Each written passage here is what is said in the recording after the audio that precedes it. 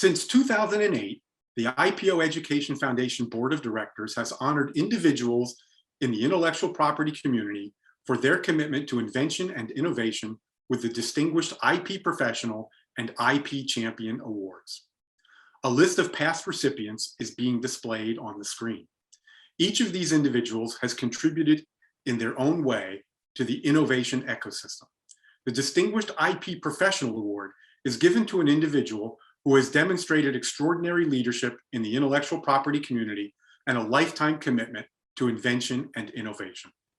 The IP Champion Award is given to an individual who has demonstrated extraordinary leadership in advocating for the value of intellectual property to stimulate the progress of innovation.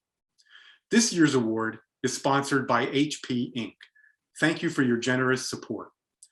IPO Education Foundation programs would not be possible without the support of our sponsors and individual donors.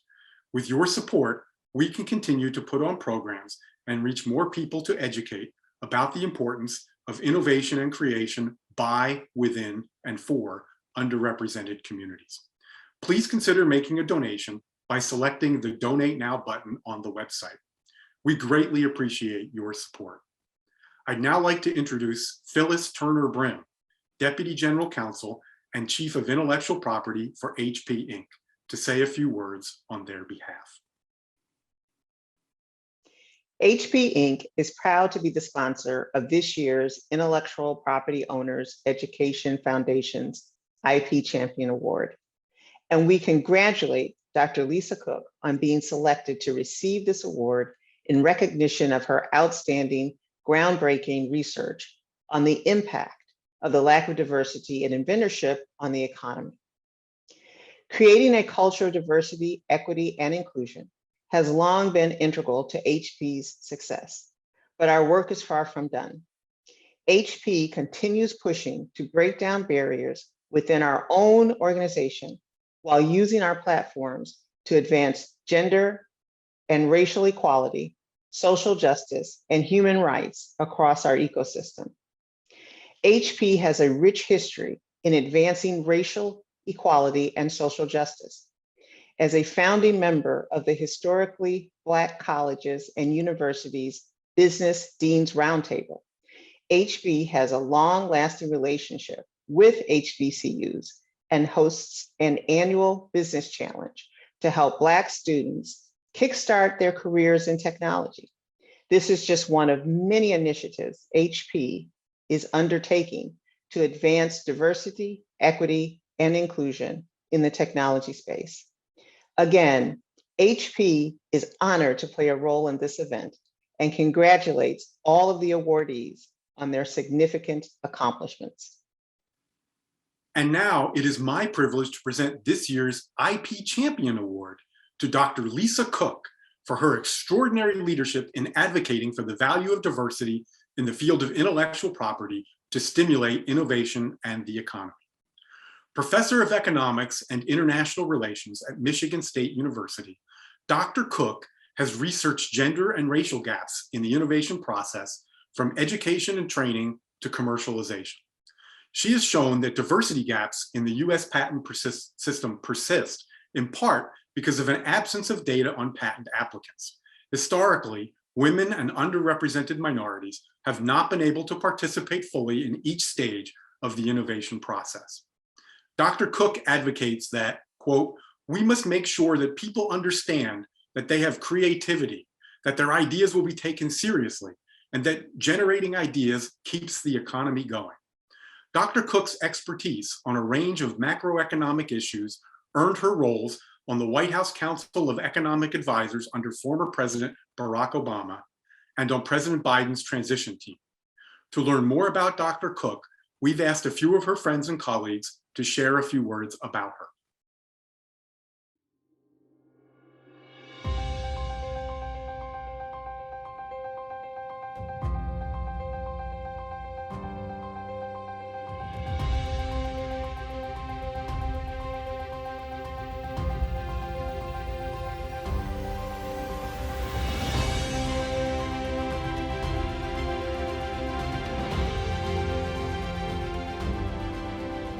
Dr. Cook has done a great deal of work looking at the participation of women, of other minority groups in the patent system, particularly as inventors.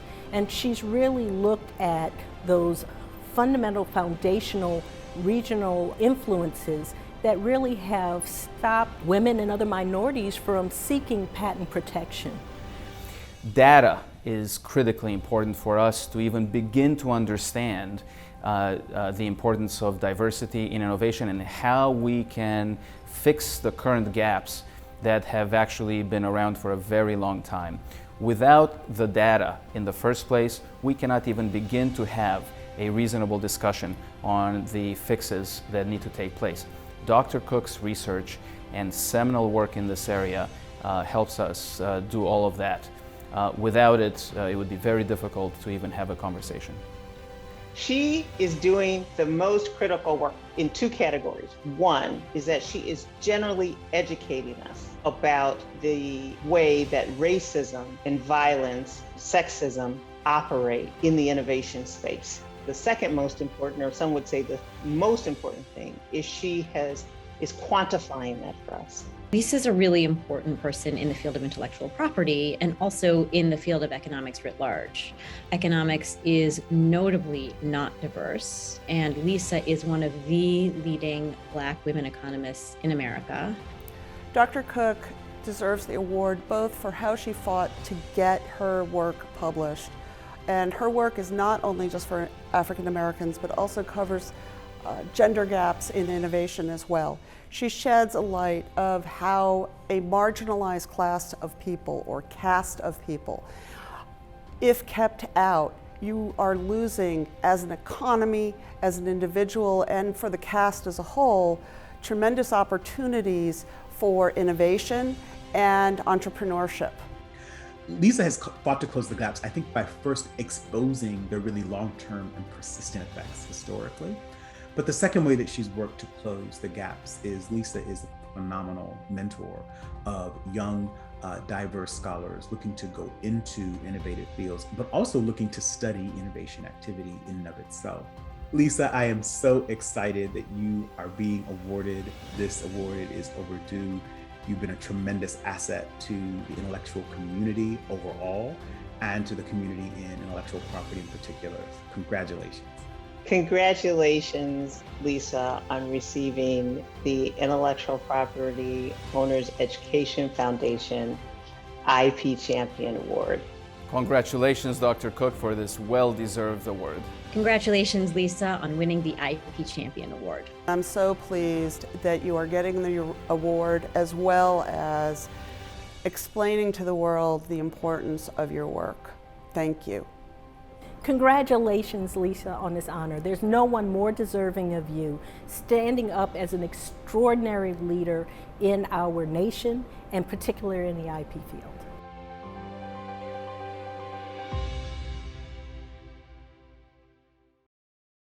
The IPO Education Foundation Board of Directors feels Dr. Cook is richly deserving of this award. Congratulations for your extraordinary leadership in advocating for the value of diversity in the field of intellectual property to stimulate innovation and the economy. And now, IPO Education Foundation board member Phyllis Turner Brim will lead a discussion with Dr. Cook about how the innovation and academic communities are taking her research to the next level. Well, how wonderful. And congratulations again. I know people are probably sick of seeing my face on this. I thought the video was fantastic. And of course, Lisa, just congratulations once again.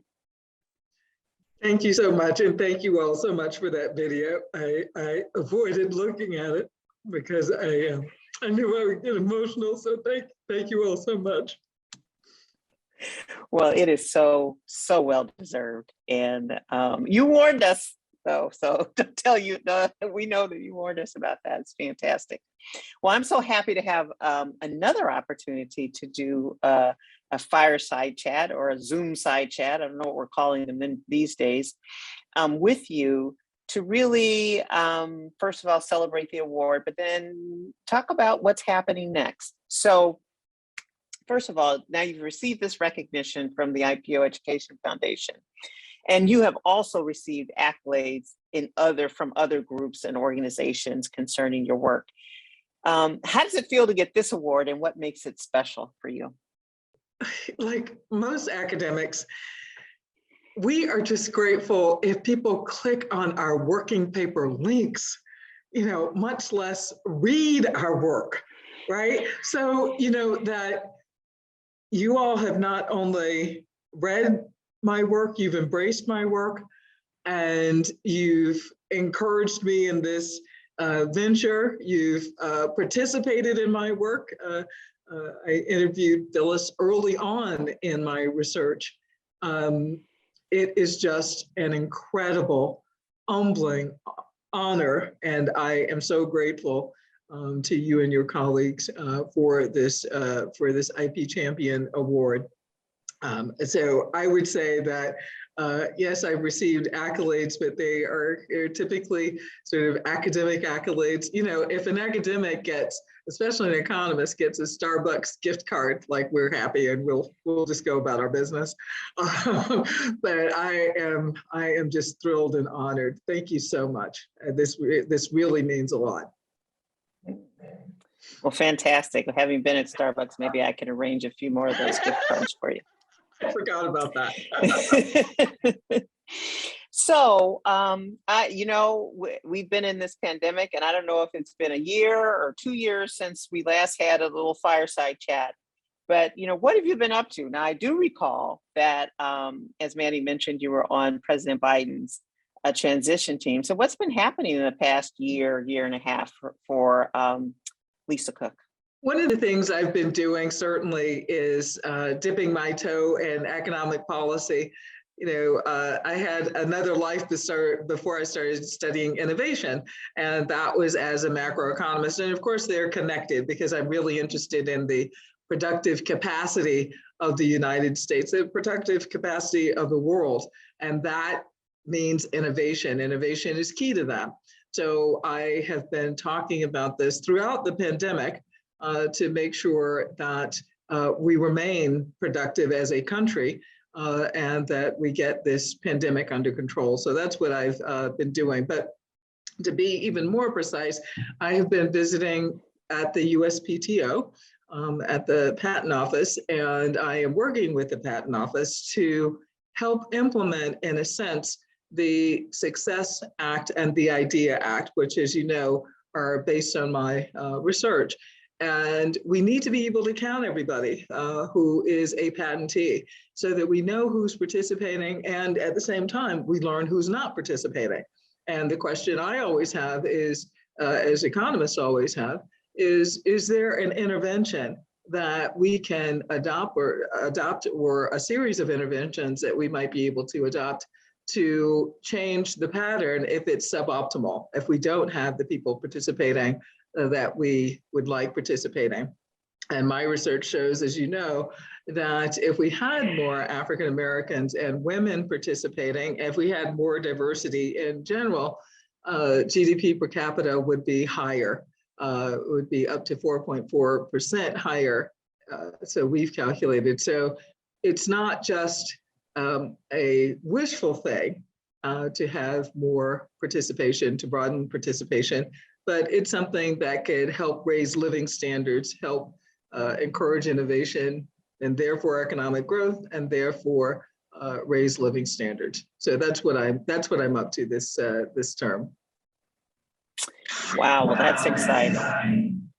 And we hear that, you're making your research come to life, right? As we would say in the corporate world, operationalizing the research. Yes. That's our phrase. So, the last time we had our chat and we talked about really the significance of your research and the impact, and revealing sort of this impact on racism and racial violence and inventorship.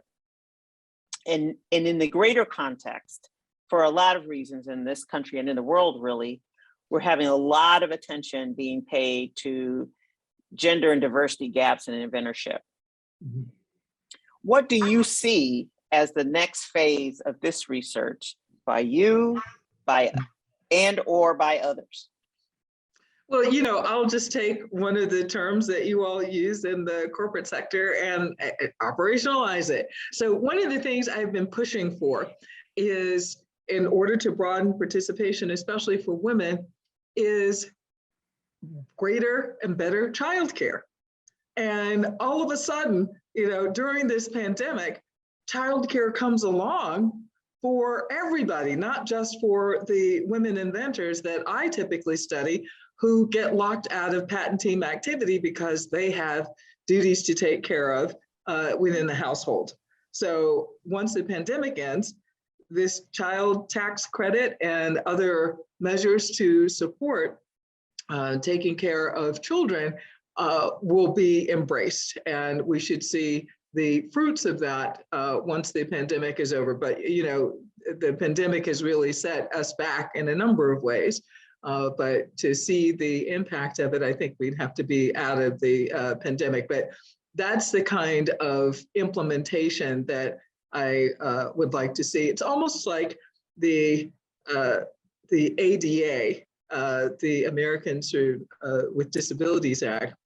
You know, a lot of things like elevators in public transportation stations were installed in airports for the disabled, but everybody uses them. Like, you know, this is not just for one group, but people with a lot of luggage, or people who are in wheelchairs, who are not disabled, who might be temporarily disabled, or who have uncasts, you know, so it could really help a lot of people in this regard. So I think we have an analog, say a broad-based program like the child tax credit that could really help with participation by women. Wow, now I have to be honest with you, I hadn't thought about that, but now, you know, I do, as you well know, because I've shouted out to you when I hear you on podcasts. I listen to a lot of podcasts, and I hear talk of all these sort of perfect experiments that get set up because we have things happen, like a pandemic.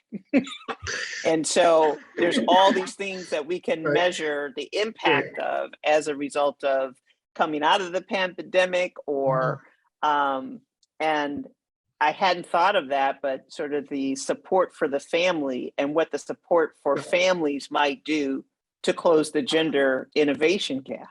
Right. That would, wow, fantastic. Well, that's a good idea. Any academics out there listening, economics, make sure they get on that quickly.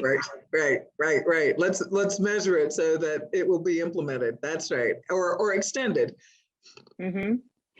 Now, are you aware of any sort of analog research or patterns, similar patterns that you've identified in the US research outside of the United States? I am. There is a lot of research being done in Europe with respect to women's participation in patent teams and invention. I am encouraging all of those teams to look at other demographics, because they act as if there aren't other demographics in their countries, and there are. And I think that ideas come from everywhere. I mean, I think that's the idea. That's the idea that I have been pushing. That's what falls off the page in my results. That ideas come from everywhere. We can't truncate the channel of ideas, the pipeline of ideas based on demographic data. So I think that that's where I would encourage them to do more research. And one thing that I found actually in the last year is that people from around the world are interested in the research. So from South Africa, from Brazil, Great Britain, and of course Europe, the continent. This seems to be, I mean, and certainly my friends who do a lot of food innovation and agricultural innovation in the continent, on the continent of Africa, a lot of them have had conversations that have chimed in on conversations that I've started about intellectual property or invention and innovation. So I'm glad to see this community forming and certainly sharing research ideas, sharing funding ideas, so that some of these ideas come to fruition. Well, you've mentioned a few. You know, in your mind, if you had a magic wand and you could fund all research and place all research, what other questions sort of related to your work need to be answered? And, you know, what hypotheses need to be tested? So there is a new paper that I'm working on right now that is asking the question of where specific bottlenecks are. So one thing that we found is that African Americans are just as likely as other groups to license invention, to commercialize invention generally, but specifically to license invention and to be acquired as invention-based firms. There are no IPOs. There absolutely are no IPOs that we can find among African Americans. So we're trying to figure out why that is. And also, they're equally likely to get other kinds of competitive funding, which suggests that they're doing something novel and that they have the opportunity to obtain other types of funding, like VC funding or angel funding, or to engage in an IPO. But this stops. So this is funding like SBIR, NIH, NSF funding. But at the IPO end, and this is where the stakes are really high with respect to wealth formation, with respect to serial entrepreneurship, for example. This is where the stakes are really high. And we don't see it happening. So we're trying to figure out what the bottleneck is, if this depends on networks, for example, if these funding networks are started in high school or in college or in laboratories in graduate school. So we're just trying to, you know, it may seem like a very fine question, but sometimes you have to make it narrow in order to make it broader and to fit it in with the rest of the story. So we're looking at that specifically, but it's opened up a whole can of worms. So we're following where the research leads us. Mm-hmm. Yeah. Well, are there any other sort of global implications that come to mind? You know, I think that with the pandemic and the effects, what we've observed, because many folks, I knew this, but many folks who were not aware is how integrated our supply chains are, right? What happens here, right. And there are other places where we're integrated that way. Yes. But what do you see are any further global implications that might come from closing the gap or doing additional research? You know, what do you see there from a global standpoint? I think that one of the biggest things might not be so obvious, but to see people who are not typically characterized as inventive or inventors and bringing forward cutting edge research, to see them out front, whether we're talking about the Moderna vaccine or the Pfizer BioNTech vaccine, this is a very diverse group of people. And I think that this is one of the best advertisements for broadening participation, in the sense that ideas can come from anywhere, and critical ideas. These aren't ideas that you just play around with. They were ready to go. This is unprecedented, absolutely unprecedented. So I think this is one of the major things that has come from this pandemic period, is highlighting the kind of engagement that we have and that we can encourage. And it shouldn't just be in the public sector. I mean, we saw that a lot of this was happening in the public sector. It should happen in the private sector as well. Interesting. Well, we have a question, and I just want to make a note, encourage anyone who has a question, please put it in the question and answer functionality that we have in the webinar, and we will try to get to all of them. And this comes from our dear friend Mercedes Myers, who we saw in the video. And Mercedes says, when will the economists help us to see the economic loss impact in GDP of the unaccounted for work of women, which would help to explain why women leave the workforce, for example? And she says this question derives from Caroline Criado Perez's work in her book on the data bias that make women invisible. That's a really good question. And, you know, a lot of my, especially women, but not just women, colleagues in economics have been out front and very vocal about what is happening during this pandemic to women in the labor force. And of course, I'm considering women in the labor force. There are a lot of policies to keep women in the labor force, keep them participating, that would benefit them as inventors, like I mentioned, the child tax credit. So economists have been aware, and they were some of the ones proposing some of these outcomes that we saw, like the child tax credit. But, you know, we have to, it's a good question to raise. This has to be a systematic reassessment of home health services and of elder care. So not just care of children, but the rationing, the allocation of work between individuals in the household.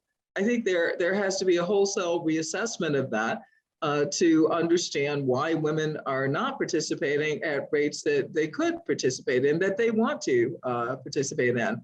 And every time we see lower participation like that, especially on inventor teams, we see the opportunity cost of that. That means that there are fewer ideas circulating, fewer inventions that come about. So I think it's an excellent question to raise, and it has to be thought of from one perspective to the other, from one end of the spectrum to the other. So it's an absolutely important question, but I'll tell you, some of my colleagues who are labor economists, they're on it, and they are fired up. Because first of all, it's happening to them, right? You know, they have small children, and this is just, you know, it's just dispiriting to see how this has unfolded for women wherever they are in the labor force. I'm going to come back to that in a minute, but I want to go a little bit of a different direction. And that is, what do we risk if we don't sort of crack the code on gender and racial equality and innovation? You know, I think you've given us some numbers to think about what we lose economically, but what else, in your view, what do we risk? Well, one thing that Andre and I have already talked about, and you know, this is at the policy level, it's at the level of universities. We are going to lose. Any race that we're thinking about running, we're going to lose if we don't have everybody participating. So if you're a firm, the firm is going to lose out by not taking advantage of all of its human resources if it is not taking advantage of everyone in the labor force and all the ideas that come from different people in the labor force. But if we think of ourselves being in some sort of competition, you know, we did during the Cold War, and you know, our ideas were some really, really good ideas, and a lot of them came from, say, DARPA, that was set up during this period to be competitive with the Soviets.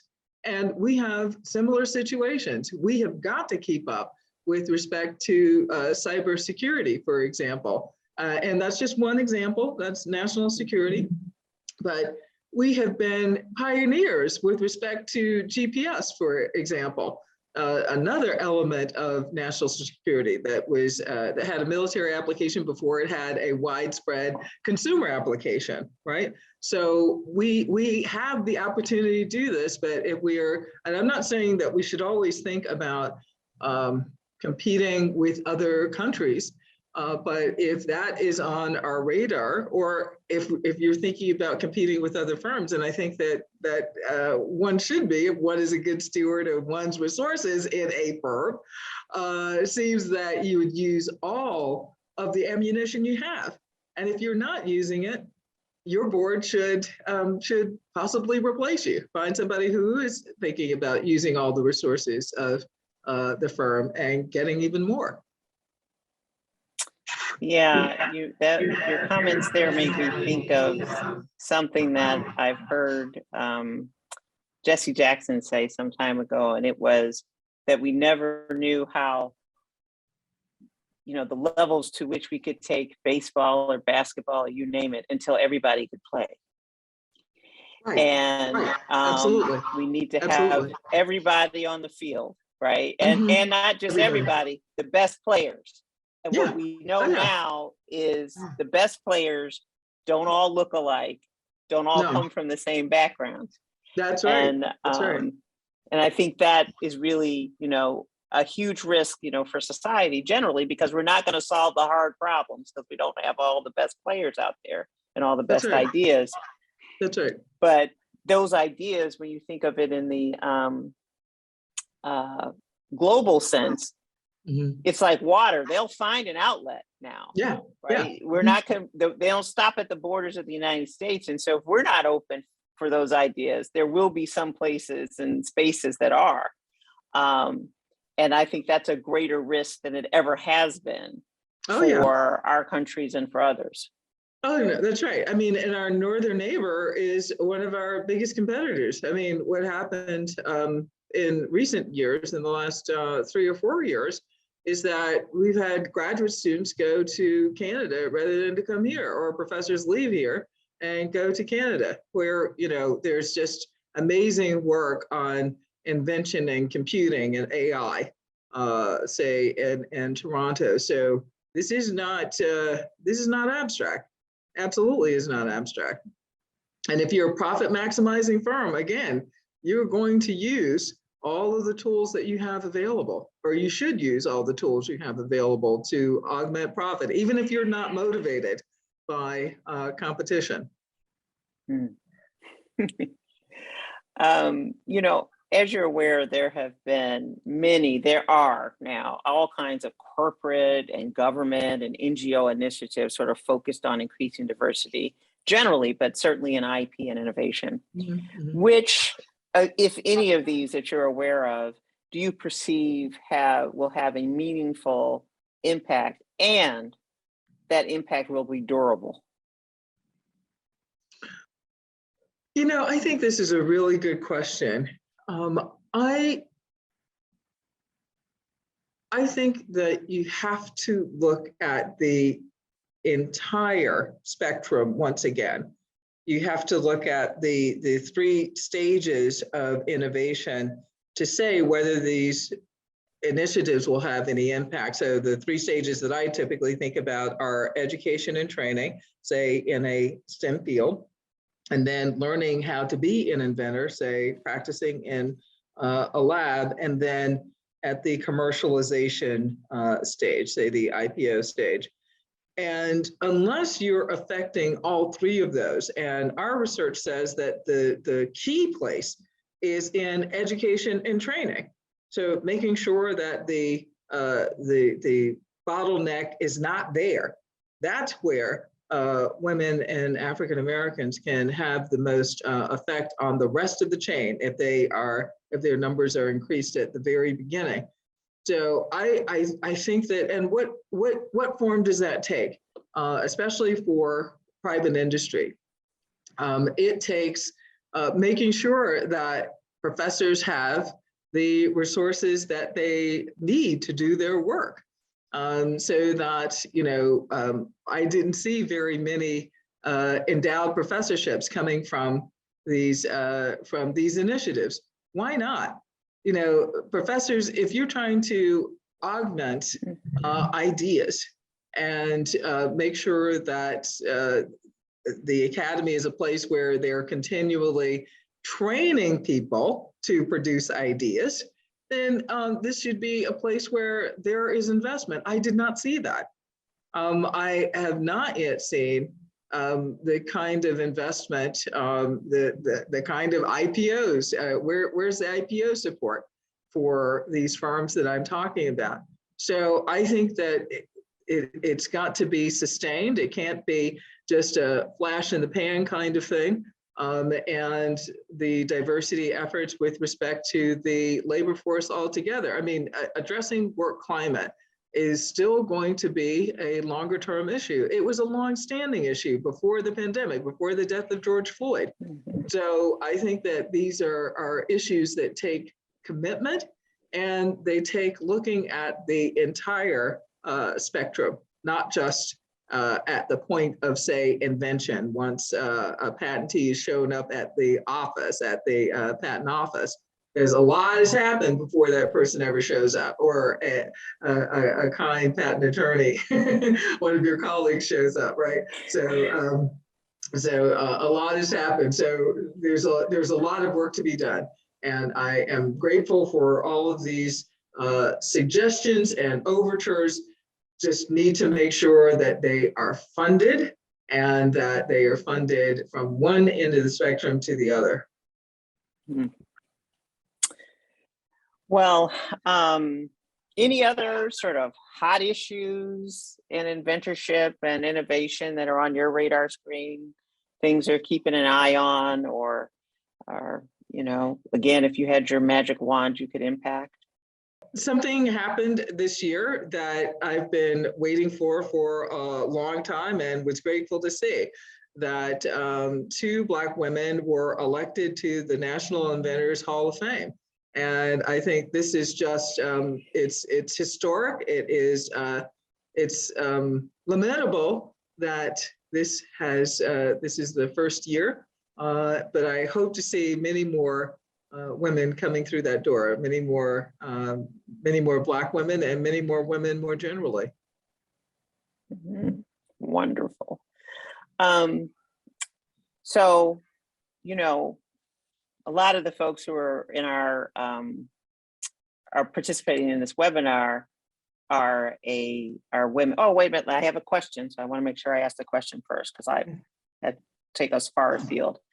How can we at the Intellectual Property Owners Education Foundation help you, the government, others, with moving the ball forward for inventors for marginalized castes? What can we do? I think investing in the beginning of this process, whether we're talking about graduate student education or in professors' research, that's something that can happen, especially if it's a consortium.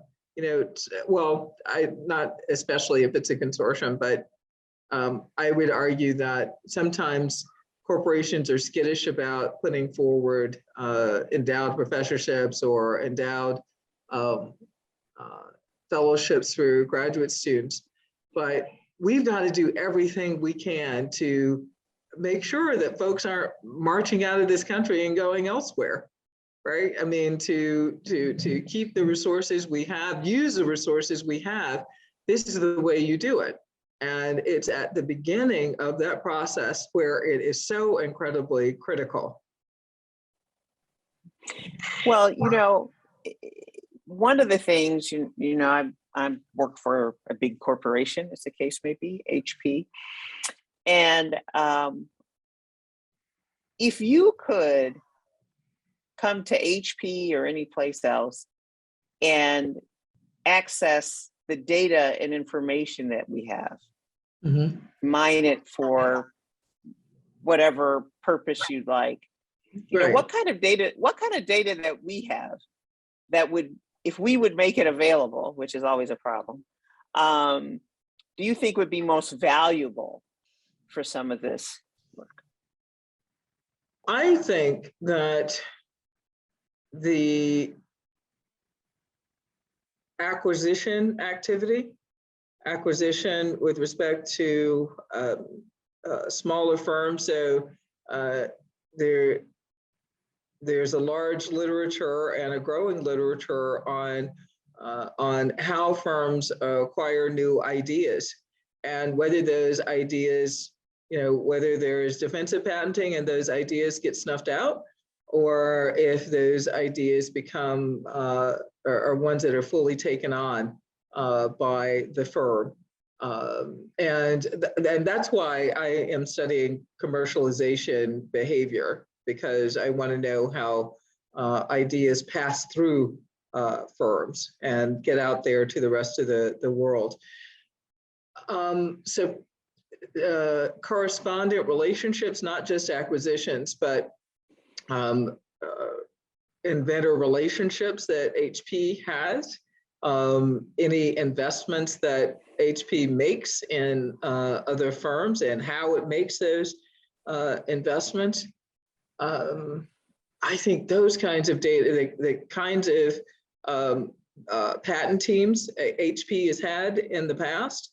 I think one of the most fascinating things that I did early on in my career using US patent data had to do with looking at AT&T and the way it formed patent teams, supported graduate research. And this is actually the model that I'm thinking about. When I'm waving my wand, I'm thinking about reinstating, say, what Bell Labs did, because in many of my interviews with scientists, with inventors, the Bell Labs model was brought up again and again and again.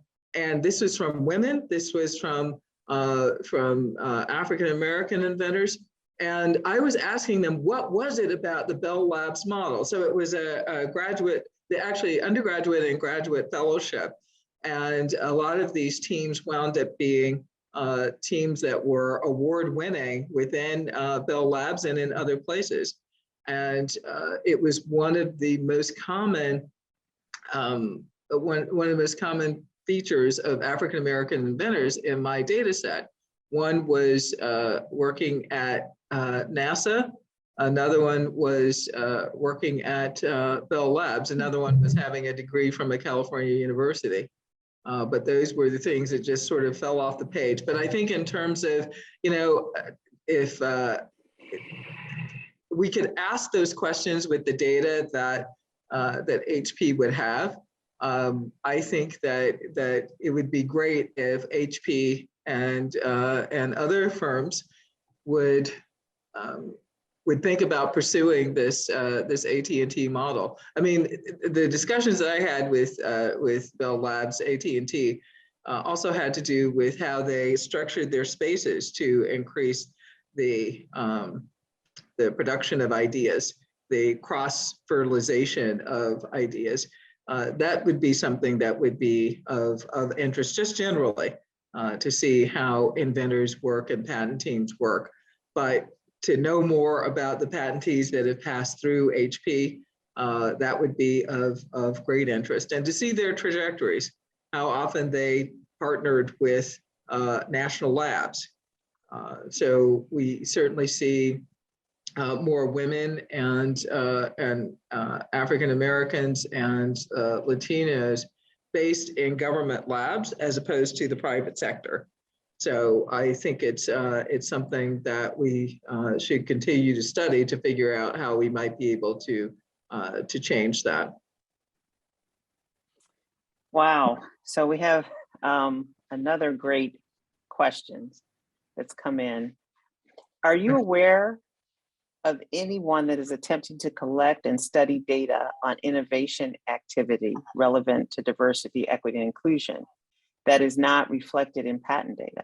For example, many technology fields and industries purposefully avoid patenting on a very significant volume of inventions that they would rather keep as trade secrets. Yes, yes. No, that's right. That's right. I mean, I tried to study all forms of intellectual property at the beginning of my career, looking at this type of research.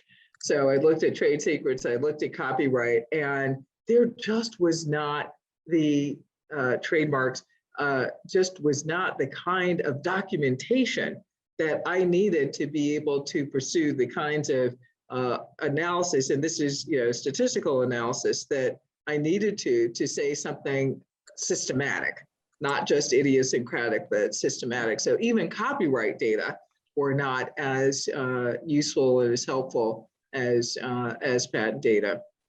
So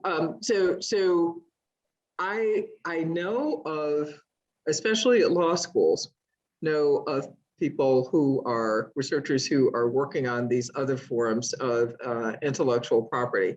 It's just a lot harder to do, and there's been a lot more piling into the patent research world, a lot more use of patent data sets among economists anyway. So it might might make it even more difficult. But I think the better the data those become, and the more people use them, I think the more analysis we'll get. But until that happens, I think the real game in town is with patent data.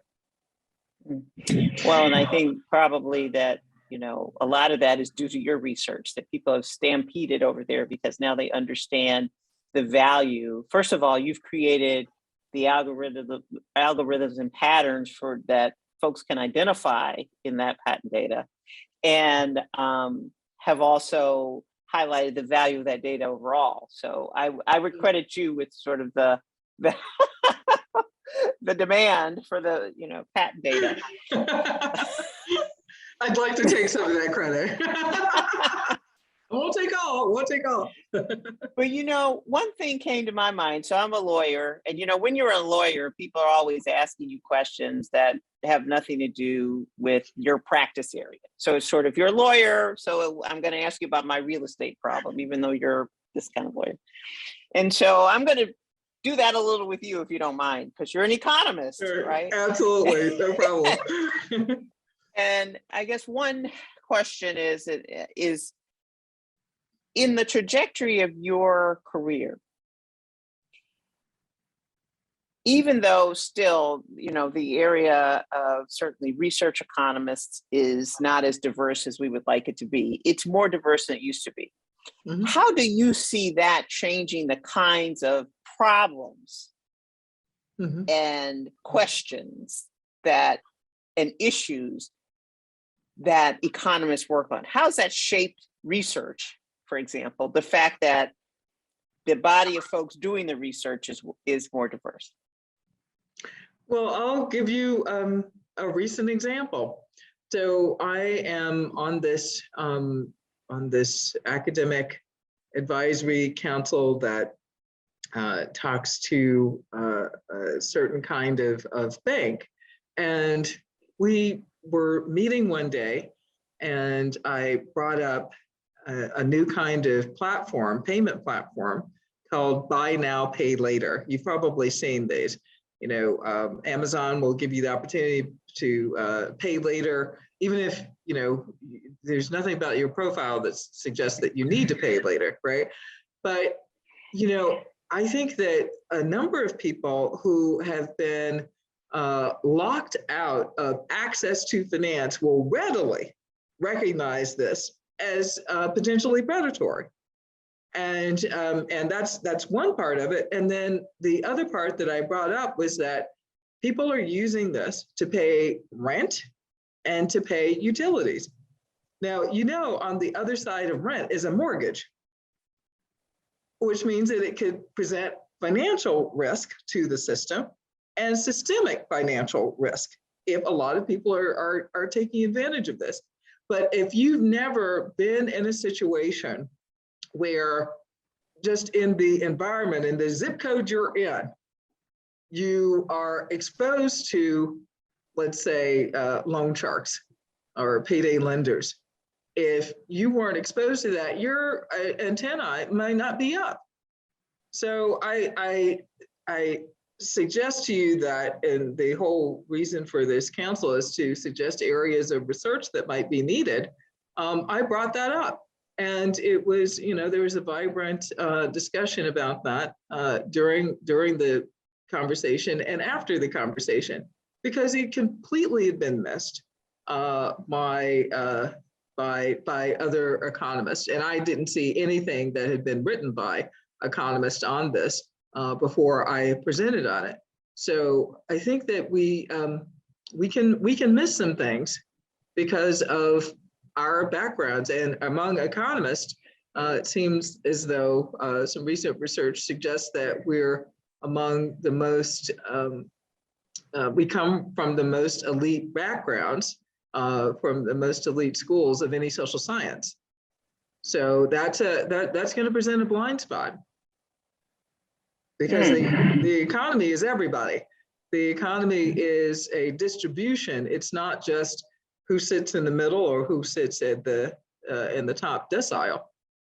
So I think that it has, I think you raise a really good question, and it does shape the kinds of questions that we ask. And Janet Yellen has said about the great financial crisis, about the Great Recession, that the reason a lot of these cues were missed was because of groupthink and the lack of diversity among those people who were supposed to be monitoring all of these variables and all of this data, all these data. Wow. What has been? We have to do better. So keep raising it for those donations that you all are making to universities. Ask the question: Where are the economists of color? Don't let them get away with not answering that question. Where are the women economists? Well, what's next for you? What's next for Lisa Cook? That's a good question. If I had the answer, that would be a very good thing. That would be great. The most immediate thing is that I'm trying to set up research teams for all of the new data sets that I've created in my career, so that, again, I'm not the one, I had the idea to create these data sets. I don't have all of the answers with respect to their applications. So I am always recruiting, especially junior faculty and graduate students, to use my data sets. And I want to see this get out in the world. I don't want to see these data sets just sitting, because man, there's some blood, sweat, and tears in those data sets. So, to have at it. I want them to use them. And I want to hear their new questions, because we never all think alike. So we have another question that's come in, and that is, has anyone created, or have we created, a list of innovation blind spots that we need to educate ourselves on? Yes, that's a really good and timely question. So some recent research suggests that men invent for men, and that turns out to be the majority of inventions. And when women are inventing, they invent for women. So there are a lot of problems that men won't work on that aren't seen as significant enough problems. Maybe related to birth control, or with respect to airline seats that are made for the male body, for example.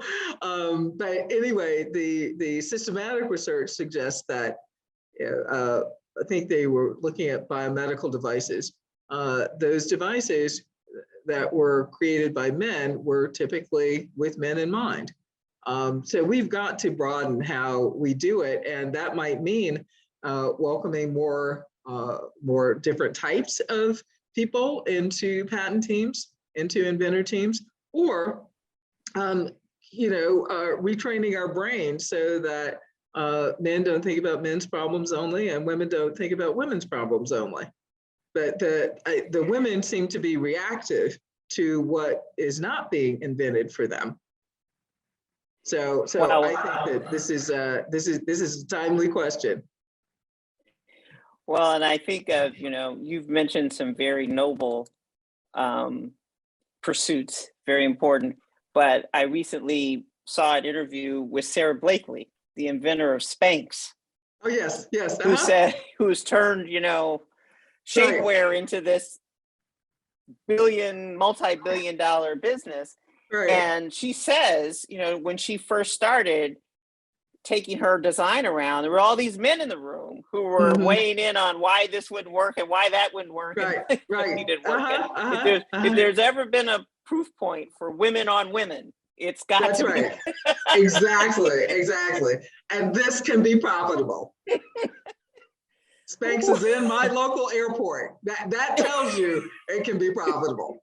It can be profitable. Yes. Well, Lisa, as always, I have dozens of more questions that I'm going to save for our next Fireside Chat whenever that occurs. Yes. Because we have, reached the end of our time here. And just want to congratulate you again. And Thank you so much. HP was so proud to sponsor this award and thrilled to see you receive it. I just ask that, you continue, every door that I walk through, I want to bring you along with me.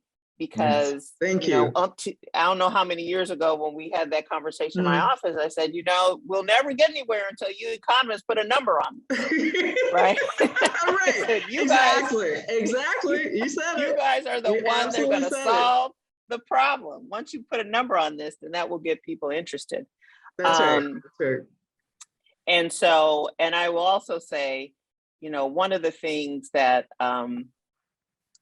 while I want to see lots and lots of, diversity, one of the reasons we met is because we were the only two Black women at some big economist convention. And, and so I had to know who you were and you had to know who I was. So I'm so glad that did occur. But congratulations again. And the IPO Education Foundation is so thrilled to honor you.